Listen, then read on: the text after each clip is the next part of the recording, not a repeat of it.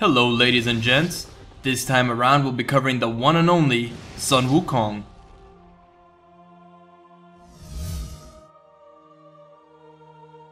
Brute force, precision, and control are all attributes that describe the Monkey King. Wukong is also one of the few gods in Smite with the ability to leap. As a melee assassin, this gives him a huge advantage when it comes to ganking, initiating, and getting out of trouble. His trademark though is his ultimate.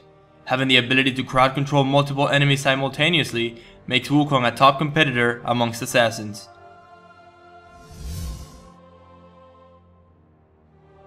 Sun Wukong's passive is fleet-footed. While out of combat, Wukong's movement speed is increased by 10%. Wukong's first ability is known as Somersault. He will leap and crash down at his target location, dealing damage and slowing all nearby enemies. I put a point in this at level 2 and max it last. His second ability is Overhand Smash. Wukong will smash his staff to the ground in front of him, dealing physical damage to enemies in a cone. I grabbed this at level 1 and max it first. Furious Monkey is Sun Wukong's third ability. Wukong will send an image of a monkey in a straight line that will bounce on up to 4 enemies. I put a point into this at level 3 and max it second. Finally, Wukong's ultimate is known as Year of the Monkey. Wukong will send out fireworks that will explode at a target location, dealing damage to enemies within it. Additionally, enemies that are caught by the initial explosion are feared for 2 seconds.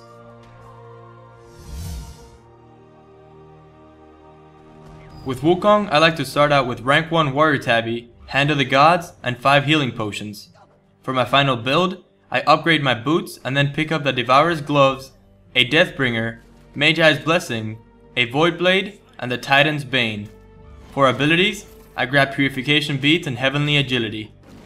Optional items for Wukong are the Brawler's Beat Stick and the Frostbound Hammer. The way I play Sun Wukong during the laning phase is a bit unorthodox, but it works extremely well. The reason I grab Hand of Gods is because I'll be taking the buffs on my side of the map while still maintaining control of the lane. I start out at green buff and then move over to blue buff. If you have a lane partner, doing it together is the best idea, because you'll be able to clear both camps before the minions even get to the lane, and you'll both be level 2. Once you're done, all you have to do is play extremely aggressively, making sure you make the most out of the buffs and continue expanding your lead even more. Make sure to grab red buff whenever Hand of the Gods comes off cooldown and you see an opening. Also, don't be afraid to gank middle lane every so often. Because of your passive, you'll barely lose any laning experience.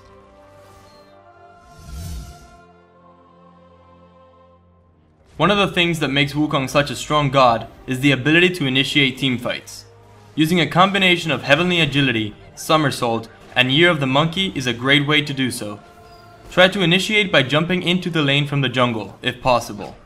Once your ultimate is used, your role is to find the enemy carries and burst them down. Another option is to simply never teamfight. Having a leap, an increased movement speed buff, an extremely strong 1v1 potential, and Hand of the Gods makes Wukong one of the best gods to backdoor with.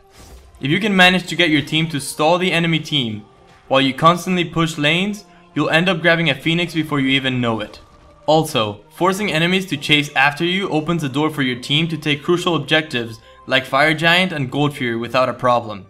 In other words, you can be a really annoying monkey.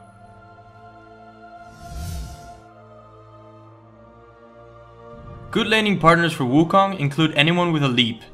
Because of how aggressively we'll be playing during the laning phase, characters like Bastet, Bakasura, and Odin will be able to simultaneously jump on your enemies with you and make the most out of your slow effect.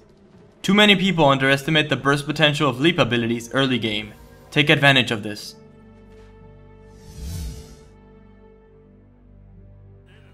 Number 1. Leap is king. Most people don't know this, but in Smite, you can use your leap for multiple different things. You can simply leap to initiate a retreat from a fight, but you can also leap through walls, allowing for even greater mobility. And finally, you can avoid almost everything by simply leaping at the right time.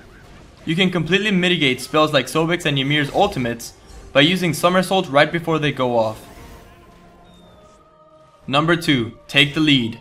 This tip applies especially for when you're playing solo queue. Don't be afraid to take the horns and lead your team to victory. What I mean by this is that you shouldn't wait for the enemy team to initiate on yours, especially when you have any form of advantage. Wukong is way too strong of an initiator for you to just sit around and wait for things to happen. Number 3. Clear efficiently. The reason I decided to include this one is because I see way too many people using cone abilities incorrectly when clearing minions. If you simply move to the side of the minion, your cone ability will be able to hit all of them instead of just one group. This will allow you to clear faster and save mana. Number 4. Aim your ultimate. This one seems kind of obvious, but I don't mean it that way. You should always try to hit as many targets because of the fear effect, but if you're fighting a 1v1, try to make it so that the center of the ultimate lands right on top of the enemy.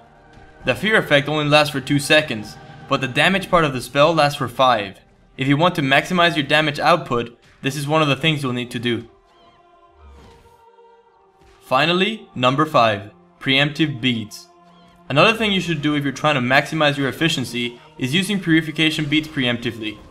In case you didn't know, purification beads not only cleanses any crowd control effects on you, it also makes you immune to them for 2 seconds upon activation. For instance, if you're fighting Guan 1v1 and he's about to hit you with the 3rd strike of his ultimate, use the beads right before it hits you instead of afterwards. This way, you'll be able to continue attacking him without any interruptions whatsoever. As always, thanks everyone for watching and I hope you enjoyed the video. Don't forget to follow us on Twitter and Facebook. Click on any of the images on the screen for our previous guides and we'll see you around.